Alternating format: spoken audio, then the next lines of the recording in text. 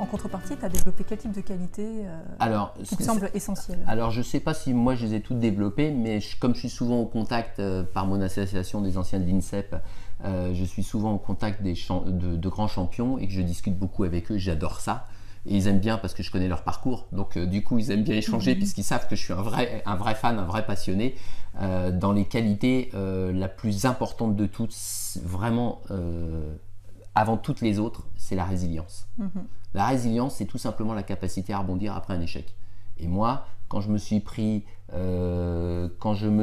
notamment ce procès de ma propre boîte, il a fallu que j'attaque ma propre boîte, j'avais intérêt à avoir du mental. Ouais. Et j'avais du mental. Et quand j'ai décidé de lutter contre quelque chose, je lâche mais rien. Je lâche rien de rien. Sur une piste, quand je suis sur une piste d'escrime, avant, je suis vraiment quelqu'un de très sympa, je rigole avec les copains et après aussi, même si j'ai perdu et que j'aime pas perdre, je sais que je suis pas le meilleur, donc je perds, c'est normal, ça fait très longtemps que j'ai compris ça, très très longtemps que j'ai compris ça, mais alors sur la piste, mais jamais, détruire l'adversaire. Mais c'est ça, mais jamais je laisserai une touche et mes copains font pareil et heureusement parce que c'est notre façon d'être respectueux, c'est de dire si tu veux une touche, bah va la chercher mon coco, va la chercher, montre ce que tu vaux et c'est ça notre respect, mais avant, après, on s'entend super bien. D'ailleurs, on salue à l'escrime.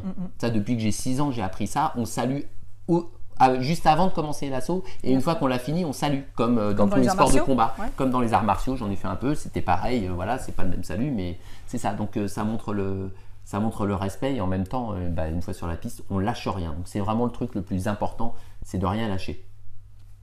Ok. Et en entreprise aussi, du coup? Bah, c'est pareil, parce que dans une entreprise, on a des soucis. Des fois, on manque de chiffre d'affaires, des fois, on manque de trésorerie, des fois, on a des soucis de production. On peut avoir des soucis avec nos salariés, parce qu'ils peuvent ne pas être bien pour des raisons qu'on ne maîtrise pas. Par exemple, être en train de divorcer, être en train d'avoir perdu un proche, il peut y avoir plein de choses qui sont pas prévues comme ça. Et voilà, et donc, on ne peut pas toujours tout maîtriser, ce qui est normal. Tout à fait. Donc, du coup... voilà, moi j'ai pas peur d'un problème, je l'affronte, je fais pas l'autruche. J'ai vraiment appris à jamais faire l'autruche, c'est la pire des attitudes à mes yeux.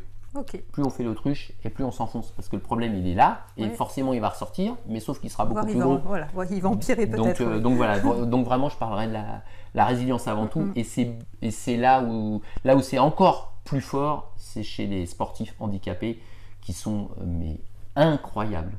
C'est pour ça que je fais des choses d'ailleurs de temps en temps pour les aider parce que je les trouve absolument extraordinaires. Ah, mais c'est une force mentale géniale. Hein. Ah, ils sont, quand on discute avec eux, quand on voit ce qu'ils sont capables de faire, parce que eux, c'est tous les jours. Bah oui. Il faut être derrière le miroir. Il n'y a pas que la compète. Il y a l'entraînement, il y a comment se déplacer à l'entraînement, il y a selon les handicaps qu'ils ont.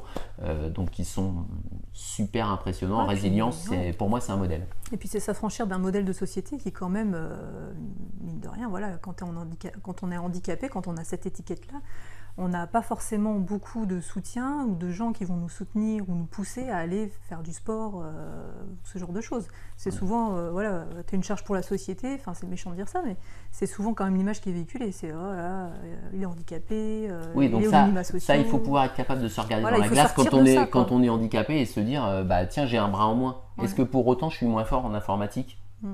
Mais bien sûr que non, c'est une évidence, comme 1 + 1 = 2. Pourtant, il y a des gens qui vont dire, non, lui il est handicapé, je le prends pas. Lui il est en fauteuil roulant. Bon, les fauteuils roulants, c'est que 5% des gens qui sont handicapés en France. C'est une petite partie. C'est une petite partie, mais néanmoins, c'est pas parce qu'ils sont en fauteuil roulant qu'ils sont moins pertinents pour une entreprise. C'est évident. Mais c'est vrai que même du point de vue de la personne, c'est déjà passer cette image que l'on a. Enfin, ça demande une force supérieure, on va dire, aux valides. Mais clairement. Clairement. Donc c'est pour ça que je suis impressionné par leur capacité de résilience et qui est un mot qu'on emploie souvent dans ce moment, monde. Oui. Non, mais avec la crise du Covid. Voilà, depuis toujours on l'emploie et je trouve ça, c'est important. Non, c'est vrai que c'est un beau modèle. Autre question.